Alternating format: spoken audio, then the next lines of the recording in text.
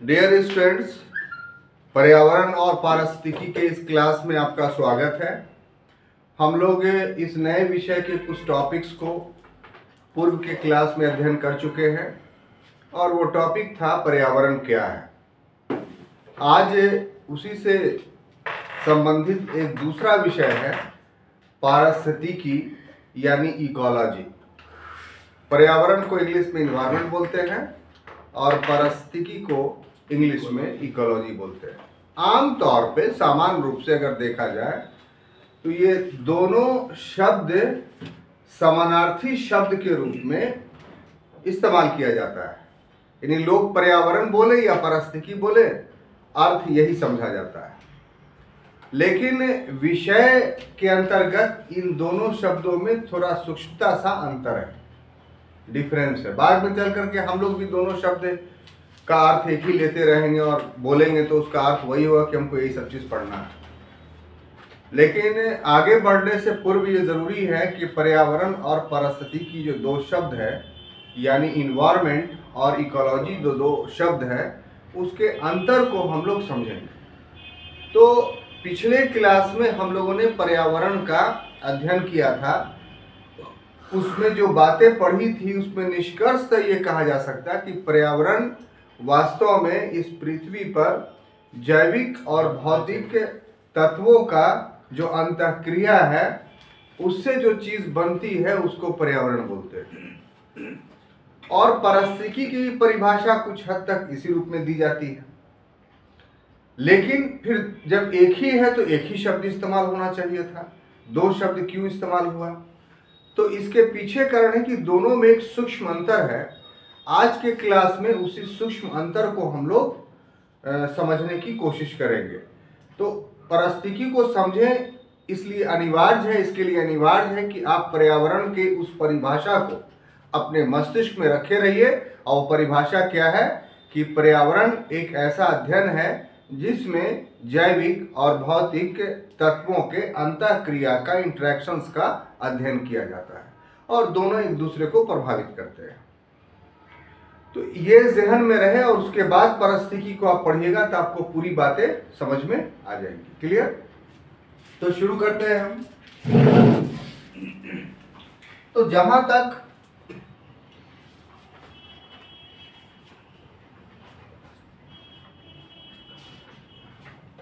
पारिस्थितिकी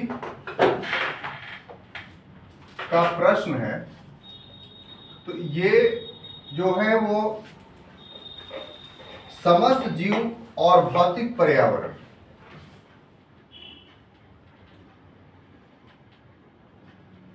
समस्त जीव प्लस भौतिक पर्यावरण,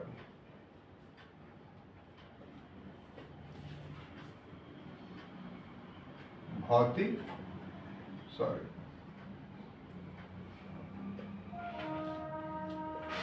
पर्यावरण, यह दोनों का अंतःक्रिया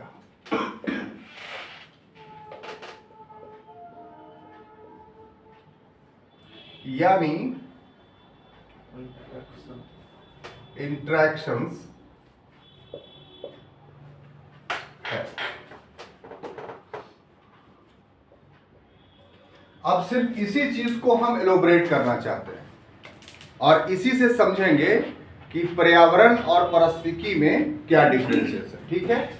तो फिर से पर्यावरण की वो परिभाषा अपने मस्तिष्क में रखिए कि भौतिक और जैविक तत्वों के अंतःक्रिया की जो प्रक्रिया है, जो प्रोसेस है, वो पर्यावरण है। यहां हम क्या लिख रहे हैं कि पारिस्थितिकी क्या है? समस्त जीव और भौतिक पर्यावरण का अंतःक्रिया। तो दोनों तो देखने में सेम लगता है, लेकिन अंतर कहां पर है वो आपको समझ में आए, समझना होगा। तो इस अंतर को दो रूपों से समझेंगे हम लोग। एक रूप के शब्द की उत्पत्ति के आधार पर और दूसरा परिवेश के आधार पर। तो सबसे पहले परिवेश के आधार पर, सर्कमस्टांसेस के आधार पर समझने की कोशिश करते हैं।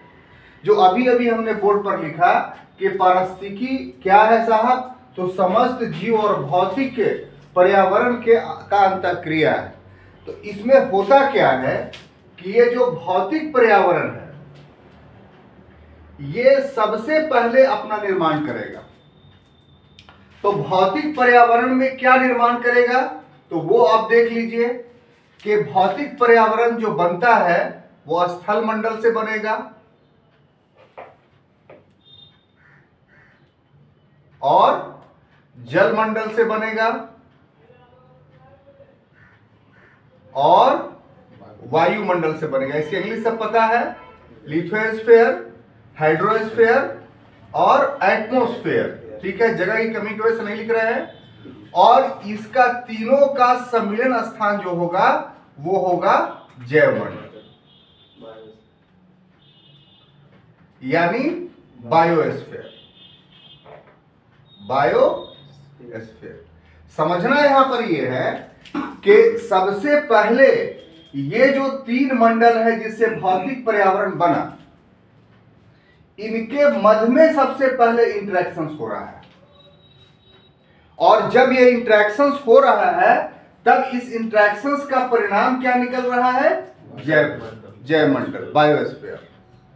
ठीक है, अब ये पहले भौतिक पर्यावरण का जब निर्माण हो गया और जैवमंडल बायोस्फीयर बन गया, तब इसके अंतर्गत ये जो समस्त जीव है, गौर से समझिए यहां पर, ये जो समस्त जीव है, इस समस्त जीव का यहां वास होगा। क्या, जैवमंडल में, यानी हैबिटेट में। तो जब यहां वास होगा तो इस वास के पश्चात फिर अंतःक्रिया होगी। जब ये यानी समस्त जीव इस जैवमंडल में वास करेंगे तो क्या होगा, पुनः एक प्रतिक्रिया होगी। और ये जो पुनः प्रतिक्रिया होगी, हम यहां पुनः शब्द लिख देते हैं। ठीक है, ये जो पुनः प्रतिक्रिया हुई, इसी पुनः प्रतिक्रिया को हम लोग पारिस्थितिकी बोलेंगे। पर्यावरण भी तो कुछ इसी तरह से नहीं, इसमें तो डिफरेंस है। उसमें तो हम लोगों ने ये पढ़ा था ना कि भौतिक और जैविक तत्वों के अंतःक्रिया में एक ही बार रिएक्शंस हो रहा है। पारिस्थितिकी में जीव जो है ज्यादा महत्वपूर्ण है। पारिस्थितिकी का जब अध्ययन करते हैं तो उसका अर्थ ये होता है कि हम मूल रूप से हैबिटेट का अध्ययन करते हैं, वास स्थल का अध्ययन करते हैं। और इस वास स्थल में जो जैव मंडल की अंतःक्रिया होती है जीवों के साथ, वही पारिस्थितिकी का अध्ययन का विषय है। और इन होल अगर पर्यावरण की हम बात करते हैं तो इसमें पूरा ब्रह्मांड शामिल हो जाएगा। तो दूसरे शब्दों में कह लीजिए कि पर्यावरण एक व्यापक शब्द है और पारिस्थितिकी उसके अधीन एक अंग है या एक उपांग है, जिसमें मुख्य रूप से जीवों के परिवेश का, सर्कमस्टांसेस का अध्ययन किया जाता है जिसमें वो जीवित रहते हैं। और ये जीवन सिर्फ पृथ्वी पर है, इसलिए पारिस्थितिकी सिर्फ पृथ्वी पर पाई जाएगी, लेकिन पर्यावरण सब जगह पाया जाएगा। सारे ग्रह के पर्यावरण अलग अलग होंगे। कितनी खूबसूरत बात। तो ये एक माइनर डिफरेंसेस था जो हम समझते हैं कि आपको जानना काफी अनिवार्य था। हम समझते हैं कि अब पर्यावरण और पारिस्थितिकी के अंतर को आप समझने में सक्षम हो गए। क्लियर? आगे बढ़ते हैं। अब देखिए कि हम अगले पायदान के रूप में जिसकी शब्द उत्पत्ति हम लोग देखेंगे। क्या देखेंगे? शब्द उत्पत्ति, यानी वर्ड ओरिजिन। वो तो परिवेश के हिसाब से समझे थे। अब शब्द के उत्पत्ति के आधार पे पारिस्थितिकी को हम लोग समझने की कोशिश करेंगे। तो पारिस्थितिकी के लिए जो शब्द इस्तेमाल किया गया सबसे पहले, वो इकोलॉजी नहीं बल्कि ओएकोलॉजी इस्तेमाल किया गया। और ये ओएकोलॉजी जो शब्द इस्तेमाल किया गया वो अर्नेस्ट हैकल थे। कौन थे? अर्नेस्ट हैकल थे। और इन्होंने इस शब्द का इस्तेमाल सबसे पहले जो किया वो 1866 ईस्वी में, 1866 में। और ये जो शब्द निकला ओएकोलॉजी, वो वास्तव में एक ग्रीक शब्द है और इस ग्रीक शब्द के, ग्रीक भाषा के दो शब्दों से निकला था। एक ओएकोस, OIKOS, प्लस दूसरा है लोगोस। तो ओएकोस का अर्थ जो होता है वो होता है रहने का स्थान। इसका ओएकोस का रहने का स्थान, और लोगोस का मतलब होता है अध्ययन। ठीक है, तो इस तरीके से ओएकोलॉजी का अर्थ हुआ रहने के स्थान का अध्ययन। तो किसका? तो जीवों का। और यही ओएकोलॉजी बाद में चल करके अपभ्रंशित होकर करके, यानी शब्द अपभ्रंशित होते हैं ना, तो बाद में ये ओएकोलॉजी इकोलॉजी में कन्वर्ट हो गया। क्लियर? एक्चुअली में शब्द क्या था? ओएकोलॉजी। लेकिन ये ओएकोलॉजी शब्द का जो अर्थ था कि इसमें किस चीज का अध्ययन किया जाता है, तो रहने के स्थान का, the place where we live या वेयर लिविंग थिंग्स लिव। तो जहां जैविक के सब्सटेंस जीवित रहते हैं, उनका जो परिवेश होता है, उसी के अध्ययन को ओएकोलॉजी कहा जाता है। और ये एक ग्रीक भाषा का शब्द था जिसका रूपांतरित रूप या अपभ्रंशित रूप ही इकोलॉजी वर्तमान समय में जाना जाता है। तो छात्रों, परिवेश के हिसाब से और शब्द की उत्पत्ति के हिसाब से दोनों आधार पे ये बात प्रमाणित हुई कि इकोलॉजी या पारिस्थितिकी एक ऐसा अध्ययन का विषय है जिसमें जीवों के रहने के स्थान का अध्ययन और उनका जो भौतिक पर्यावरण है, उस भौतिक पर्यावरण के साथ जो अंतःक्रिया होती है, उसी अंतःक्रिया का अध्ययन किया जाता है। ठीक है, तो पुस्तकों में इतना अच्छे ढंग से आपको नहीं समझाया गया था, बार बार पढ़ते भी तो समझ में नहीं आता, तो हमने इसको बहुत आसान अंदाज में आपको पारिस्थितिकी और पर्यावरण दोनों को स्पष्ट करने की कोशिश की है। बार बार इसको देखिएगा तो आपको ये चीज़ समझ में आ जाएगी। यही वो क्षण है जिस समय आपका लेखन शैली डेवलप करेगा। आप चीज़ को आप नहीं समझेंगे तो आपके लेखन में प्रौढ़ता नहीं आएगी, मैच्योरिटी नहीं आएगी। आप चीज़ को समझ लेंगे तो अपने अंदाज में जैसे चाहिएगा लिख लीजिएगा, और वो इतना आकर्षक होगा कि आपके जो स्क्रिप्ट लिखा हुआ रहेगा वो लोगों को फौरन समझ में आएगा, और एक बार आपका स्क्रिप्ट कोई पढ़ेगा तो उसका अंत करके ही उसको छोड़ेगा। आप नॉवेल वगैरह पढ़ते हैं, देखते हैं ना कि बहुत सारा नॉवेल लिखने वाला ऐसा होता है कि उसकी किताबें शुरू की आदमी, अंत करके छोड़ा, चाहे दिन भर लग गया चाहे जो लग गया। तो ये चीज़ आती है चीज़ों को समझने के बाद। तो हमने अभी सिर्फ एक शब्द को, यानी पारिस्थितिकी शब्द है, उसका आपको एक्सप्लेनेशन किया। अब इससे जुड़ा हुआ एक और शब्द है, अगर उसको आप समझ लीजिएगा तो ये चीज़ और स्पष्ट हो जाएगी। क्लियर? और वो शब्द आमतौर पे ऑब्जेक्टिवली आता भी है, वो है पारिस्थितिकी कर्मता।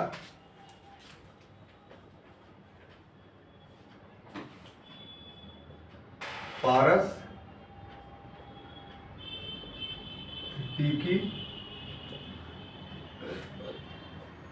कर्मता, ठीक है, यानी इसको इंग्लिश में अगर बोलेंगे तो इकोलॉजिकल निकेत,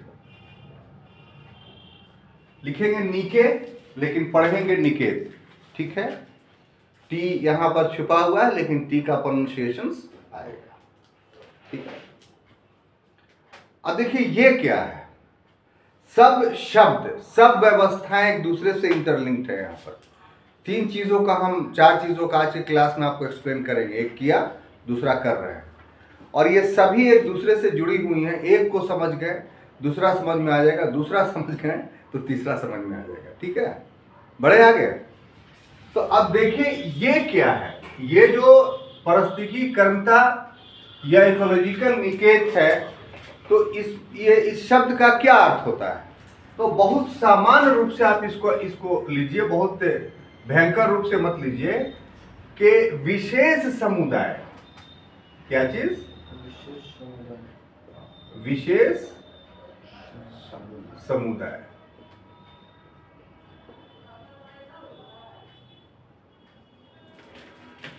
का जो वास स्थान होता है, यानी हैबिटेट जो होता है, ठीक है, इस वास स्थान, ठीक है, के निकट के पर्यावरण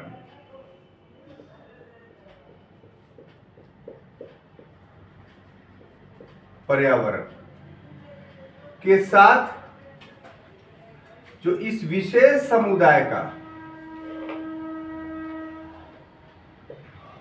अंतः क्रिया होगा, तो वही अंतः क्रिया पारिस्थितिकी कर्मता या निकेत कहलाएगा। बात समझ में आई? तो पारिस्थितिकी कर्मता या इकोलॉजिकल निकेत क्या है कि इसके अंतर्गत हम सिर्फ एक विशेष समुदाय का अध्ययन करते हैं, यानी उस विशेष समुदाय का जो वास स्थान होगा, तो उस वास स्थान का परिवेश अलग होगा, प्लस उस वास स्थान के भौतिक तत्व भी होंगे, उस वास स्थान के निकट के जो है वो जैविक तत्व भी होंगे। तो एक विशेष स्थान में रह रहा कोई जीव और उस जीव का अपने निकट के भौतिक और जैविक तत्वों से जो अंतःक्रिया होती है, इसी को हम लोग पारिस्थितिकी कर्मता या इकोलॉजिकल निकेत बोलते हैं। दूसरे शब्दों में इकोलॉजिकल निकेत या पारिस्थितिकी कर्मता एक विशेष जैविक समुदाय के पारिस्थितिकी का नाम है। क्लियर? अब ये पर्यावरण के लिए, पारिस्थितिकी के लिए महत्वपूर्ण क्यों है? कौन? पारिस्थितिकी कर्मता। तो महत्वपूर्ण इसलिए है, इसको भी बहुत सिंपल वे में समझिए उसको, कि साहब ये जो पारिस्थितिकी कर्मता है, ये जितना अधिक होगा, पारिस्थितिकी कर्मता जितना अधिक होगा उतना ही जैव विविधता स्थिर होगा। जैव विविधता क्या होगा? स्थिर होगा। और क्यों ऐसा? इसलिए होगा क्योंकि इस क्रम में हम पाते हैं कि ऊर्जा प्रवाह और आहार श्रृंखला, ऊर्जा प्रवाह प्लस आहार श्रृंखला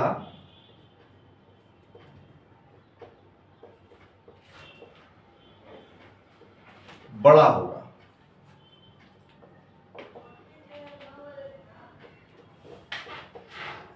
ठीक है, ये थोड़ा कहिए कि साइंस का विषय है और टेक्निकलिटी लिए हुए अपने अंदर, एक तकनीक लिए हुए है। इस तकनीक को यदि आप नहीं समझेंगे तो पूरी बात समझ में आपको नहीं आएगी। इसको समझाने के लिए हम एक सेंटेंस आपको दे देते हैं कि हमारे पर्यावरण के लिए हर प्रकार का जीव जंतु आवश्यक है, कोई जीव जंतु अनुपयोगी नहीं है। हम जिसको देखते हैं कि अनुपयोगी है, वास्तव में वो भी हमारे लिए उपयोगी है। और इसका सबसे निचला प्रमाण हम एक दे रहे हैं जिससे आप समझ जाइएगा, और वो प्रमाण है बैक्टीरिया का, जीवाणु का। आप ऊपरी स्तर पर अगर देखें, पूरी गहराई से आपका जीवाणु के बारे में अध्ययन नहीं हो और आपसे सवाल कर दिया जाए कि जीवाणु को आप किस नजरिए से देखते हैं, तो आप सीधा बोल देंगे सर हमारा विचार इसके बारे में नकारात्मक है, जीवाणु नहीं होना चाहिए। हम पूछेंगे क्यों, तो आप सीधा सा बोलेंगे कि यही जीवाणु हमारे लिए बहुत सारे रोगों का कारक है। अगर जीवाणु रहे ही नहीं तो फिर हम हमेशा स्वस्थ रहेंगे, रोगी नहीं होंगे। इसलिए जीवाणु को सर खत्म कर देना चाहिए, न रहे बांस न बजे बांसुरी। तो ये जो आपका एक्सप्लेनेशन होगा ना, ये परिस्थिति का एकांगी अध्ययन कहलाएगा।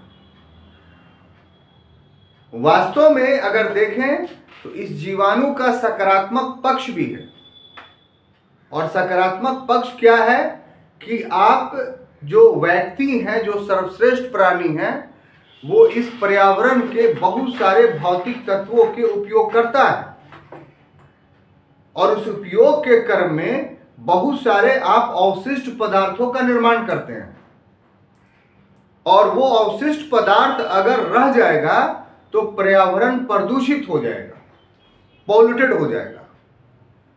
इस बैक्टीरिया का महत्वपूर्ण काम यह है कि वो जीवाणुकरण के द्वारा, बैक्टीरियोफिकेशंस के द्वारा उस अवशिष्ट पदार्थ को विघटित कर देता है, डिकम्पोज कर देता है। और डिकम्पोज करता है तो उसके दो लाभ हमको मिलते हैं। एक कि पर्यावरण का प्रदूषण खत्म हो गया, और दूसरा ये कि वो जो डिकम्पोज किया वो भूमि के उर्वरता को बढ़ा दिया। तो इस तरीके से बैक्टीरिया हमारे लिए लाभदायक है। अब आपको नुकसान इसलिए पहुंच रहा है बीमारी के रूप में कि आप पर्यावरण के नियमों के अनुरूप अपना जीवन व्यतीत नहीं कर रहे हैं, इसलिए आपको नुकसान हो रहा है। पर्यावरण में बहुत सारे जो लाभकारी तत्व है उसका तो लाभ उठा रहे हैं, लेकिन हानिकारक तत्वों से बचने के लिए पर्यावरण ने जो नियम बनाए हैं कि हाथ मुंह धो करके खाना खाया कीजिए, तो आप नहीं करते हैं। बासी खाना नहीं खाना चाहिए तो आप बासी खाना खा लेते हैं। जल जो है वो पॉल्यूटेड नहीं पीना चाहिए, पी लेते हैं।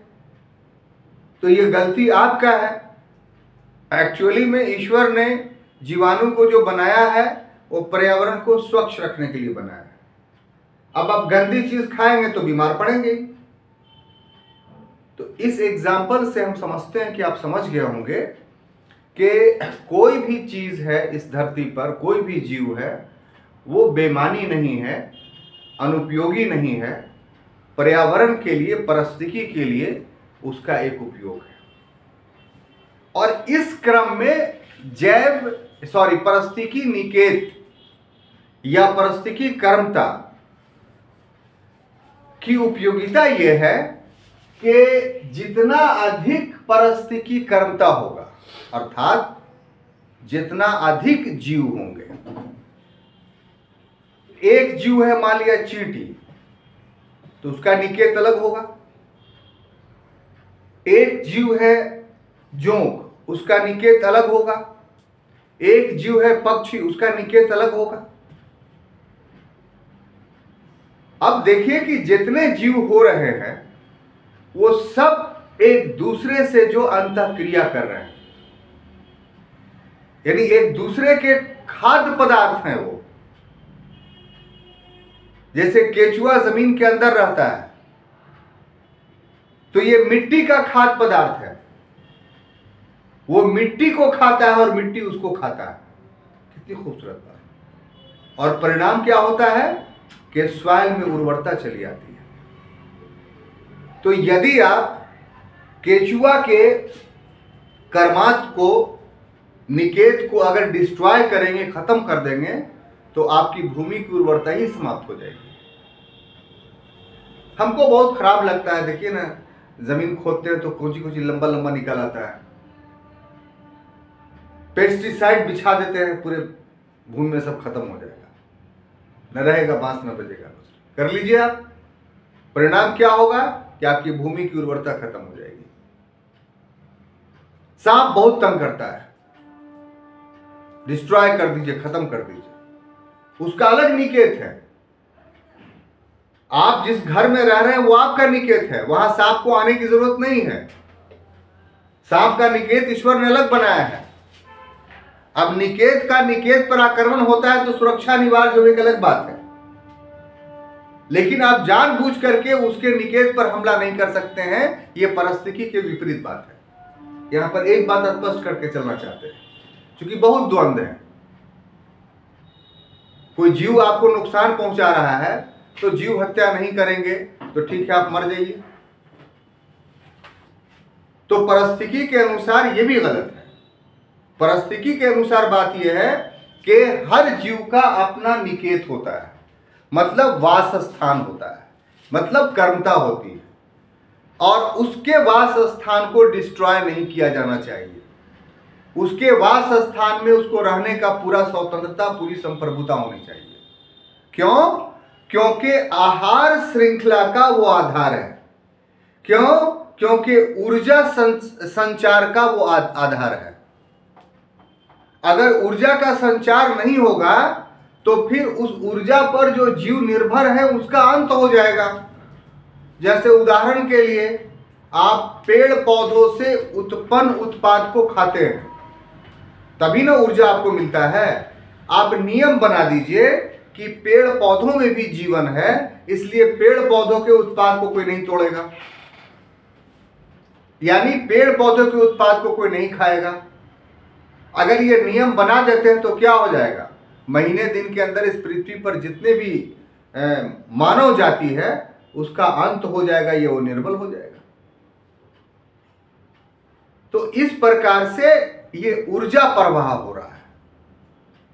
तो यहां पर कहने का अर्थ यह है कि जितना ज्यादा पारिस्थितिकी कर्मांत होगा, यानी इकोलॉजिकल निकेत होंगे, इसका मतलब यह होगा कि जैव विविधता भी उतना ही होगा। और यह जैव विविधता जो होगा ज्यादा बड़ा होगा तो उससे जीवन स्थिर हो जाएगा, यानी खतरा नहीं इस पर पैदा होगा। क्यों?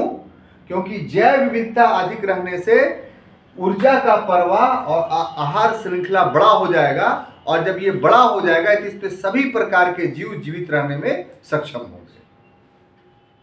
तो इसका अर्थ ये हुआ कि आप कोई भी आहार श्रृंखला हो, उस आहार श्रृंखला को अगर तोड़ने की कोशिश करते हैं तो उससे ऊर्जा के प्रवाह में अंतर पड़ेगा, और जैसे ही ऊर्जा का प्रवाह में अंतर पड़ेगा वैसे ही जैविक विविधता कम होती चली जाएगी, और जैविक विविधता कम हो जाएगी तो इसका एक समय ऐसा आएगा कि जीव ही समाप्त हो जाएगा। क्योंकि जीवन का जो उत्पन्न हुआ है वो जल में हुआ है, और उत्पन्न कैसे हुआ है? तो बैक्टीरियोफिकेशन से हुआ है। अमीबा बना, पैरामीशियम बना, फिर मल्टी सेलुलर ऑर्गन बना, जीव बना, उसके बाद उभयचर बना, एम्फीबियस, और तब जल से स्थल में जीव ऊपर करके सामने आया।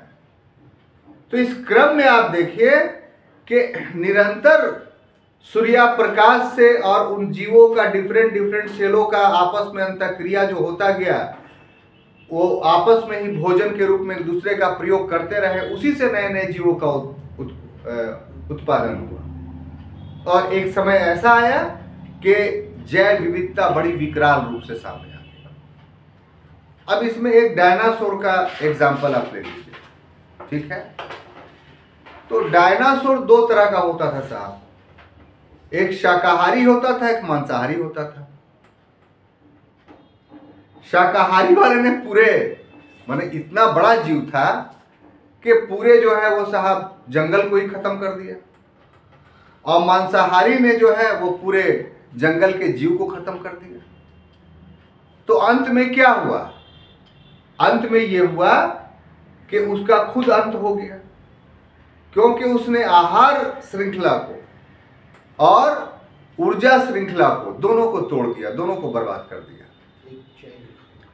ये एग्जाम्पल्स आपको क्या लेसन देता है कि अति उपभोग भी नहीं करना चाहिए, यानी पर्यावरण का, पारिस्थितिकी का जो आहार श्रृंखला होगा, जो ऊर्जा श्रृंखला होगा, उसका समानुपातिक रूप से प्रयोग किया जाना चाहिए। और ये समानुपातिक जो शब्द है, प्रोपोर्शनल, ये तब कारगर होगा जब सभी जीवों का अस्तित्व बना रहेगा। एग्जाम्पल्स, जंगल में सारे जीव हैं, अगर शेर को आप हटा लीजिएगा, क्यों? एक तर्क दीजिए कि शेर सारे जीवों की हत्या कर देता है, इसलिए इसी की हत्या कर दो ताकि सारे बचे रहें। सुनने में बड़ा अच्छा लग रहा है, परिणाम क्या होगा कि हिरण सारे घासों को खा जाएगा और फिर खाद्य श्रृंखला टूट जाएगा। एक दिन ऐसा आएगा कि हिरण की भी अंत हो जाएगा, फिर उस पर जो डिपेंडेंट जो जीव है उसका भी अंत हो जाएगा। तो इसको बोलते हैं समानुपातिक उपयोग, किस चीज का? पर्यावरण का, किस चीज का? पारिस्थितिकी का। तो यहां जो खाद्य श्रृंखला और ऊर्जा प्रवाह शब्द इस्तेमाल किया गया है, किस लिए? कि जैव विविधता बरकरार रहे। इसका प्रयोग प्रोपोर्शनल रूप से होना चाहिए, समानुपातिक रूप से होना चाहिए, जिसका अर्थ न अधिक न कम। क्लियर? अब देखिए, ये हो गया। अब अगला जो इसमें शब्द आपको पढ़ना है, ये समझना है, वो है पारिस्थितिकी तंत्र। पारिस्थितिकी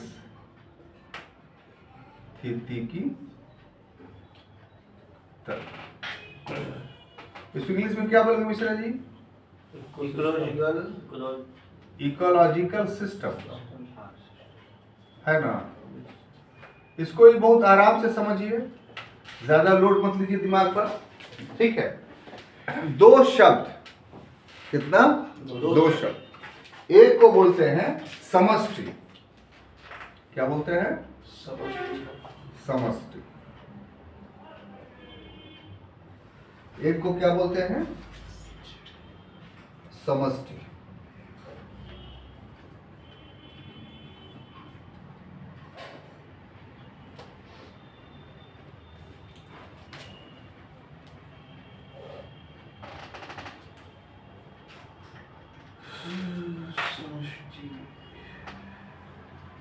और एक को बोलते हैं समुदाय। समष्टि।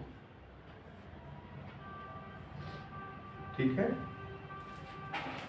और फिर इसके बाद जो निर्माण होगा वो होगा समाज का। दोनों मिलकर, नहीं समझिए। अब देखिए समष्टि क्या है। समष्टि का अर्थ हुआ किसी एक जीव जो है, उस जीव की एक विशेष जाति। जैसे इसको एग्जाम्पल लीजिए तो एक बिल्ली है, एक शेर है, एक चीता है। तो बिल्ली, शेर, चीता एक ही कुल के हैं, उनका कुल जो है वो एक ही है, लेकिन सबकी जातियां अलग अलग हैं। तो वो प्रत्येक जाति एक समष्टि हो गई, उसका एक अलग, भेड़िया भी इसी में आता है, इसी कुल में आता है, लेकिन सबके स्वभाव, सबके खान पान के स्तर अलग अलग हैं। अब ये एक ही कुल के विभिन्न जातियां जब आपस में मिल जाती हैं तो फिर समुदाय बनता है, कम्युनिटी बनता है। अब ये चीज जो है समष्टि और समुदाय, ये सब पे लागू होगी। हमने बिल्ली या शेर के कुल का देखा तो उस पर भी लागू हुआ, तो ये बात पक्षियों पर भी लागू होगा, ये बात मनुष्यों पर भी लागू होगा, ये बात पौधों पर भी लागू होगा। पौधे भी बहुत सारे कुल के पौधे हैं, उसमें भी बहुत सारी जातियां हैं। तो ये सभी जीवों की समष्टियां यानी कुल आपस में अपने स्तर पर एक साथ रहे तो उसको समुदाय बोले। और जब सभी जैविक समुदाय जब एक साथ रहे तो उसको समाज बोलेंगे, ठीक है। और इसी को हम लोग क्या बोलते हैं कि इसी समाज के बीच जो अंतःक्रिया होगी, जो इंटरेक्शंस होगा, इसी इंटरेक्शंस को हम क्या बोलेंगे? पारिस्थितिकी तंत्र, पारिस्थितिकी तंत्र यानी इकोलॉजिकल लॉजिकल सिस्टम, SYSTM, या इसका एक दूसरा नाम है इकोसिस्टम भी। शॉर्ट फॉर्म में हम इकोसिस्टम्स भी बोल सकते हैं। क्लियर? तो इस तरीके से 3 शब्द का आप एक्सप्लेन लिए हमसे। एक शब्द था पारिस्थितिकी, दूसरा शब्द था पारिस्थितिक कर्मता, और तीसरा शब्द था पारिस्थितिकी तंत्र। तो आप महसूस कर रहे हैं कि तीनों को आप समझ गए और तीनों में क्या सूक्ष्म अंतर है वो समझ गए।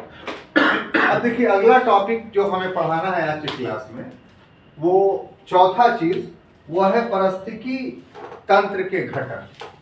क्या चीज? पारिस्थितिकी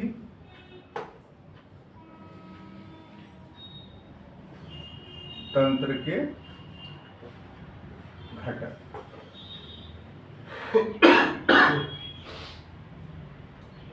यानी कंपोनेंट्स ऑफ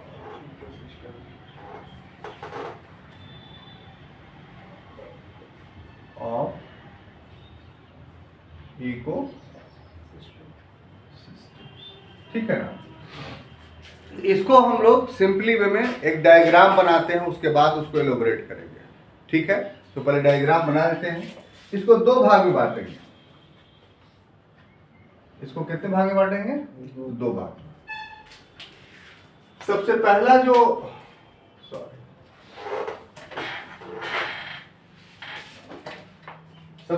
जो भाग होगा उसको बोलेंगे अजैविक घटक। क्या बोलेंगे?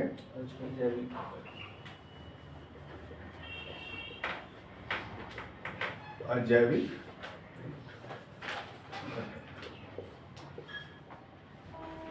इसका इंग्लिश होगा अबायोटिक कंपोनेंट।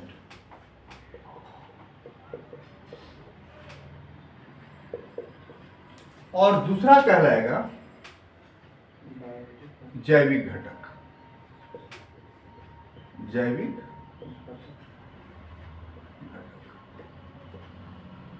इसको इंग्लिश से बोलेंगे बायोटिक कंपोनेंट, ठीक है।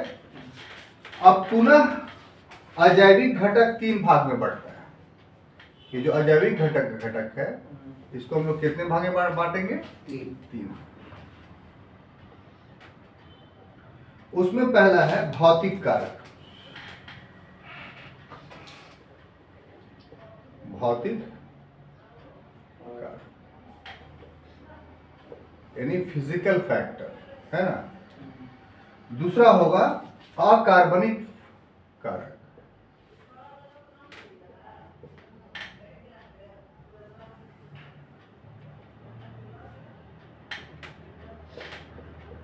अकार्बनिक,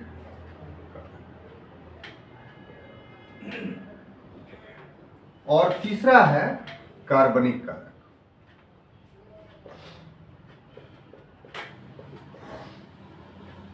ठीक है।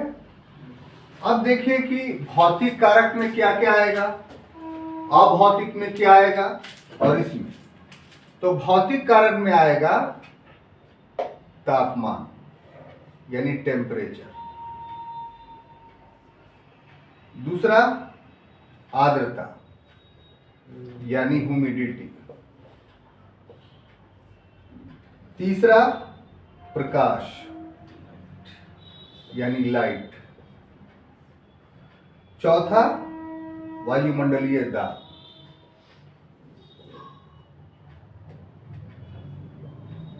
वायुमंडलीय दाब,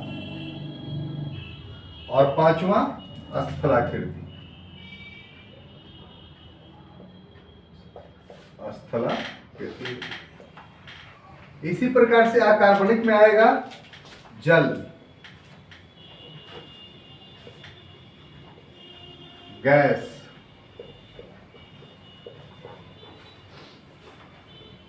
मिट्टी, खनिज,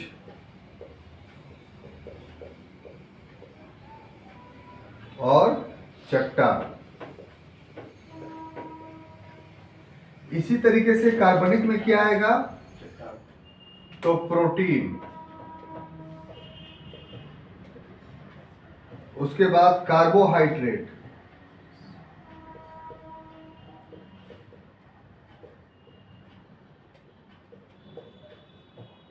और उसके बाद वसा। ये तो हो गया अजैविक का।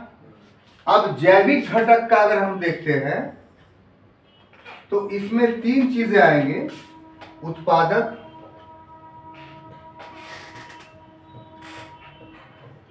यानी प्रोड्यूसर, उसके बाद उपभोक्ता,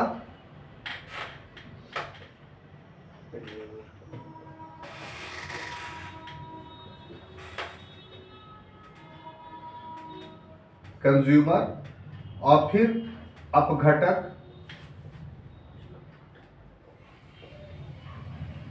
यानी डीकंपोजर। ठीक है। तो कंपोनेंट ऑफ इकोसिस्टम्स, जब शब्द का इस्तेमाल हम लोग करते हैं तो इसका क्या अर्थ होता है? इसका अर्थ यह होता है कि किन चीजों से मिलकर हमारा पारिस्थितिकी बनता है। जैसे आपके बारे में बोला जाए कि आप किन चीजों से मिलकर बने हैं, तो आप ऊपरी तौर पर बताइए कि 2 हाथ से बने हैं, 2 पैर से बने हैं, 2 आंख है, ये सब। और गहराई से अंदर रूप में जाके बताएंगे तो बोलिए कि मेरे पास साहब रेस्पिरेटरी सिस्टम्स है, मेरे पास जो है वो सर्कुलरी सिस्टम्स है, मेरे पास रिप्रोडक्टिव सिस्टम्स है, सारे सिस्टम्स के बारे में बताएंगे। तो उसी तरीके से पारिस्थितिकी जो बनती है उसके बहुत सारे पार्ट होते हैं, अंग होते हैं। तो उन्हीं के पार्ट और अंग को हम लोग उसका कंपोनेंट बोलते हैं, यानी इन सभी चीज़ों से मिलकर बना है। तो शुरू से ही पढ़ रहे हैं कि जो पर्यावरण की परिस्थिति है वो उसके 2 महत्वपूर्ण अंग हैं। एक को बोलते हैं जैविक घटक और अजैविक घटक, अबायोटिक फैक्टर्स, और दूसरे को जैविक घटक या बायोटिक। तो अभी तक इसको एलोबरेट हम लोग नहीं किए थे, सिर्फ जैविक और अजैविक बोल रहे थे। लेकिन जैविक में क्या क्या चीज कौन कौन से और उपघटक आते हैं, या अजैविक में उपघटक कौन कौन से आते हैं, उसका अभी तक अध्ययन हम लोगों ने नहीं किया था। तो आज के क्लास में इसी चीज का अध्ययन किया जा रहा है कि आखिर अजैविक घटक में और क्या क्या शामिल है, या जैविक घटक में और क्या क्या शामिल है। उसमें हमने जो डायग्राम बनाया है उसमें देखा कि अजैविक यानी अबायोटिक फैक्टर्स में पहला है भौतिक कारक, दूसरा है अकार्बनिक कारक, और तीसरा है कार्बनिक कारक। तो भौतिक कारक में जो है उसका हम लोग एक्सप्लेन करेंगे, अकार्बनिक और कार्बनिक में है उसका हम लोग एक्सप्लेन करेंगे। तो आप देखिए तापमान, तो इकोलॉजी के लिए तापमान पहला शर्त है, और वो तापमान संतुलित होना चाहिए। जो आम जीव है उसके लिए 35 फ़ारेनहाइट से लेकर के 185 फ़ारेनहाइट के बीच में ही जीव रह सकता है। कुछ जीव ऐसे हैं जो 35 फ़ारेनहाइट से नीचे भी रह सकते हैं, कुछ जीव ऐसे हैं जो 185 फ़ारेनहाइट से ऊपर भी रह सकते हैं। क्लियर? लेकिन उनकी संख्या काफी न्यून है। जो आम जीवन है वो आम जीवन में 35 से लेकर के 185 फ़ारेनहाइट तक ही जीवन संभव है। अब ऐसी परिस्थिति में इस टेम्परेचर में अगर डिस्टरबेंस होता है तो क्या होगा? पारिस्थितिकी तंत्र के विपरीत काम होगा। तो तापमान एक ऐसा कारक है जो जीवन के उदय का परिचायक है, कैसे आगे देखेंगे। लेकिन वो तापमान निश्चित होना चाहिए, न बहुत अधिक न बहुत कम। और अधिक और कम का पैमाना क्या है? तो 35 फ़ारेनहाइट से लेकर के 185 फ़ारेनहाइट के बीच में। दूसरा आर्द्रता, ह्यूमिडिटी। आर्द्रता क्या है? तो वायु में उपस्थित जल की मात्रा को आर्द्रता बोलते हैं। ये जैविक विकास के लिए अनिवार्य है। अगर आर्द्रता वायुमंडल में नहीं होगी तो जीव जो पैदा हो जाएगा वो डेवलप ही नहीं कर पाएगा। जैसे धान आप लगाते हैं, चावल आप छींट देते हैं, तो क्या होता है? उस समय ह्यूमिडिटी बहुत रहती है, तो उसी ह्यूमिडिटी की वजह से चावल बहुत स्पीडली ग्रो करता है। और यही वजह है कि जाड़े के मौसम में आप चावल नहीं लगाते हैं, क्योंकि जितना ह्यूमिडिटी उसको चाहिए वो जाड़े में नहीं है। गेहूं के लिए बहुत अधिक ह्यूमिडिटी की जरूरत नहीं है। तो कहने का अर्थ यह है कि ह्यूमिडिटी जैविक विकास के लिए अनिवार्य है, इसलिए वो भी भौतिक कारक है। प्रकाश, यहां पर प्रकाश का अर्थ सूर्य प्रकाश है। सूर्य प्रकाश के बिना जीवन ही संभव नहीं होता इस धरती पर। क्यों? क्योंकि जो ऊर्जा का मेन स्रोत है इस धरती पर वो है पादप, और पादप के ऊर्जा का मूल स्रोत है सूर्य प्रकाश। क्योंकि सूर्य प्रकाश को ही जब पादप का पत्ती ग्रहण करता है तो जो वायुमंडल से कार्बन डाइऑक्साइड लेता है, तो क्लोरोफिल की मदद से इस कार्बन डाइऑक्साइड को जब पकाता है तो पकाने का काम कौन करता है? सूर्य प्रकाश करता है। वही जब पकाता है तो वही उसका CO2 कन्वर्ट कर जाता है मंड या स्टार्च में, और जो मंड और स्टार्च उस पादप का भोजन होता है। जितना उसको ऊर्जा के लिए जरूरी है उतना वो खा लेता है, बाकी को वो स्टोर करता है। वही स्टोर आपको उसके फल, फूल और तने के रूप में आपको मिलते हैं। तो आप पौधे के फल को भी खाते हैं, फूल को भी खाते हैं और तने को भी खाते हैं, तो उससे आपके यहाँ ऊर्जा का संचार हुआ।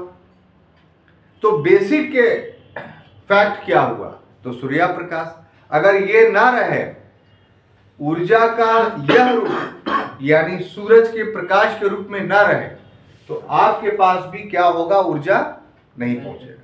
तो इसलिए सूर्य प्रकाश जरूरी है।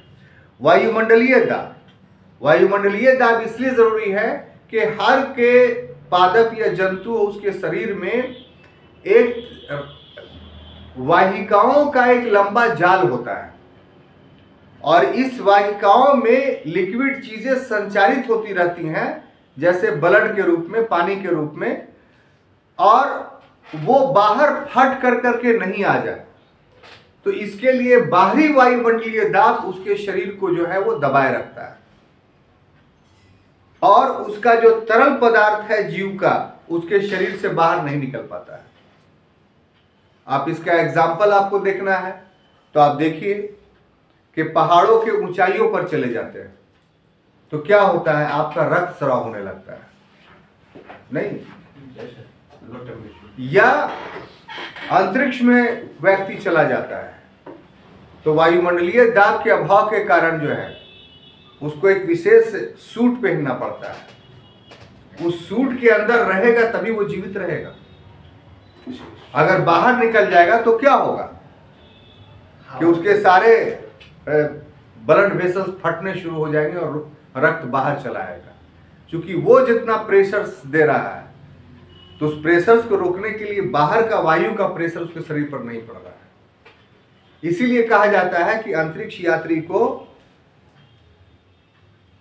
उस सूट में रहने के बावजूद भी, अगर लेडीज जेंट्स दोनों अंतरिक्ष यात्री है, तो उसको संभोग नहीं करना चाहिए। अगर करेगा तो उसका इंटरनल पार्ट बाहर चला आएगा वायुदाब के अभाव में। तो ये सवाल भी आता है कि हर कुछ कर सकते हैं, एक चीज नहीं कर सकते हैं अंतरिक्ष में, और वो चीज क्या होता है? संभोग यानी इंटरकोर्स। आगे आइए स्थलाकृति। स्थलाकृतियां में आप पढ़ चुके हैं, प्रथम प्रकार की स्थलाकृति, द्वितीय प्रकार की स्थलाकृति, तृतीय प्रकार की स्थलाकृति। पारिस्थितिकी के लिए तीनों प्रकार की स्थलाकृतियां जरूरी है। तो चलिए बताते चले, प्रथम प्रकार की स्थलाकृति में कौन कौन आएगा? देखिए ये सब मत किया कीजिए। प्रथम प्रकार के स्थलाकृति में ज्योग्राफी जब पढ़ा रहे थे तो हम बहुत अच्छे से याद करवाए थे। प्रथम प्रकार के स्थलाकृति में कौन आएंगे? अरे महादेश और महासागर। और द्वितीय प्रकार के स्थलाकृति में पर्वत, पठार, मैदान। और तृतीय प्रकार के स्थलाकृति में जो पवन से, जल से, हिम से, रेत से जो निर्मित स्थलाकृतियां हैं वो सब तृतीय प्रकार में आएंगी। कितने प्यार से समझाए थे हम, आप लोग प्यार नहीं करते हैं। तो इस प्रकार से ये स्थलाकृति के जितने भी रूप हैं वो सब पारिस्थितिकी के लिए अनिवार्य है। क्यों? क्योंकि हर में कुछ ना कुछ उत्पादन होता है, हर कोई प्राकृतिक रूप से कुछ ना कुछ जो है वो पैदा करता है। साथ ही साथ वायुमंडल को नियंत्रित रखता है, तापमान को नियंत्रित रखने का काम करता है, या वायु के गमनागमन में अपना महत्वपूर्ण भूमिका निभाता है। और ये सारी चीजें जीवन के लिए अनिवार्य है। तो सपाट अगर मैदान हो, सपाट मैदान हो तो उससे भी जीवन संभव नहीं है। सिर्फ पर्वत ही पर्वत हो तो भी जीवन संभव नहीं है। सिर्फ पठार ही पठार हो तो भी जीवन संभव नहीं है। बल्कि स्थलाकृतियों के जो डिफरेंट रूप हैं उन सभी रूपों का होना इस धरती पर काफी अनिवार्य है। क्लियर? इस तरह का बोल दे रहे हैं तो आप ये सब चीज को एलोबरेट कीजिएगा, मैंने रिटन रूप में आप ऐसे लिखेंगे, बुक में उतना अच्छे से एलोबरेट नहीं किया गया। आगे बढ़ते हैं अब अकार्बनिक में। यहां पर एक चीज ध्यान लीजिए कि तरल अवस्था में सिर्फ जल ही ऐसा है जो अकार्बनिक है, बाकी तरल अवस्था में जल के अलावा और जितनी चीजें हैं सभी के सभी कार्बनिक। तो ऑब्जेक्टिवली क्वेश्चन आएगा तो इसको, तो जल ही जीवन है, आप जानते हैं, इसमें कोई एलोबरेट करने की जरूरत नहीं, क्या इंपॉर्टेंस है। गैस, मिट्टी, खनिज, चट्टान, तो ये सारी चीजों को अगर गौर से देखिएगा अकार्बनिक को, तो ये धरती पर उत्पादन के लिए अकाउंटेबल है। यानी प्रोडक्शंस जो होता है जितनी चीजों का वो इन्हीं चीजों के कारण होता है। और जब प्रोडक्शंस हो गया तो उससे बाई प्रोडक्ट जो निकल रहा है वो ये 3 निकल रहा है। और ये सभी चीज ऊर्जा के लिए जीव के लिए अनिवार्य है। जैसे प्रोटीन, तो आपके कोशिका का निर्माण होता है इस प्रोटीन से। कार्बोहाइड्रेट तो आपको प्रत्यक्ष रूप से ऊर्जा देता है। वसा 2 काम करता है, ऊर्जा भी देता है और आपके शरीर को सुडौल और मजबूत भी बनाता है। ठीक है? तो इस तरीके से ये अजैविक घटक आपके पारिस्थितिकी के महत्वपूर्ण अंग बन जाते हैं। अब जैविक घटक में जहां तक है 3 है। उत्पादक, उत्पादक में पेड़ आता है, ये ऑटोट्रॉप्स कहलाता है। जो उत्पादक होगा वो 100 पोषी कहलाएगा। क्या कहलाएगा? 100 पोषी, यानी ऑटोट्रॉप्स।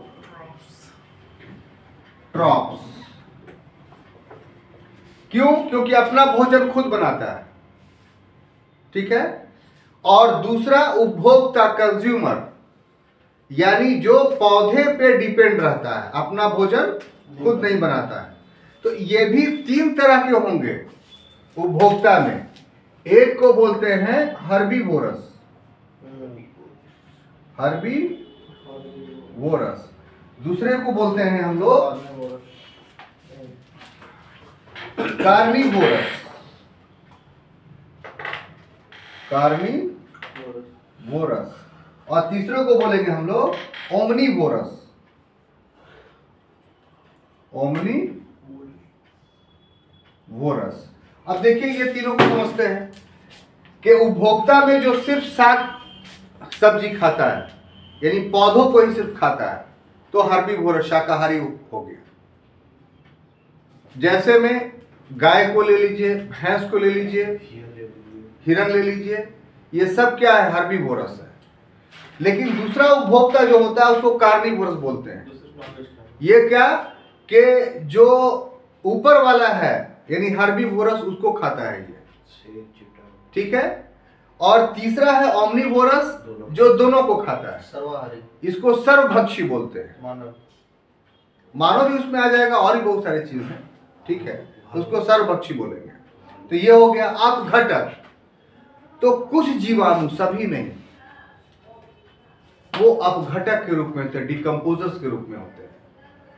तो ये भी उपभोक्ता है। तो ये एक ऐसा उपभोक्ता है जो मुंह से अपना खाना नहीं लेता है, बल्कि क्या करता है कि जो अपशिष्ट पदार्थ है उसमें बैक्टीरिया जो है अपना लार्वा उस पर गिराता है, जिससे वो अपघटित हो जाता है वो अपशिष्ट पदार्थ। और उसके बाद जो उससे ऊर्जा निकलती है, उस ऊर्जा का जो है वो उपभोग करता है। तो इस तरीके से दो काम हुआ, एक अपशिष्ट पदार्थ भी खत्म हो गया और दूसरा जीवाणु को, बैक्टीरिया को ऊर्जा भी मिल गया। तो इस तरीके से छात्रों हम लोगों का पारिस्थितिकी या इकोलॉजी सिस्टम्स चलता रहता है। तो हमने आज के क्लास में सिर्फ और सिर्फ आपको क्या पढ़ाया कि व्हाट इज इकोसिस्टम्स, यानी पारिस्थितिकी क्या है। तो उसमें पारिस्थितिकी क्या है, उसमें बहुत सारी बातों को हमने बताया। पहला कि पारिस्थितिकी कहते किसको हैं, तो उसको दो आधारों पे एक्सप्लेन किया, एक परिवेश के आधार पर, दूसरा शब्द उत्पत्ति के आधार पे। इसी से जुड़ा हुआ एक शब्द था इकोलॉजिकल निकेत, यानी पारिस्थितिकी कर्मता। फिर आगे इसी से जुड़ा हुआ था पारिस्थितिकी तंत्र, और फिर पारिस्थितिकी तंत्र के घटक। तो इतना एक सेक्शंस के रूप में आपके दिमाग में हमेशा रहना चाहिए, और इस पर बहुत सारे ऑब्जेक्टिवली क्वेश्चंस आमतौर पे पूछे जाते हैं। इस पर सब्जेक्टिव सवाल भी आपसे पूछे जाएंगे।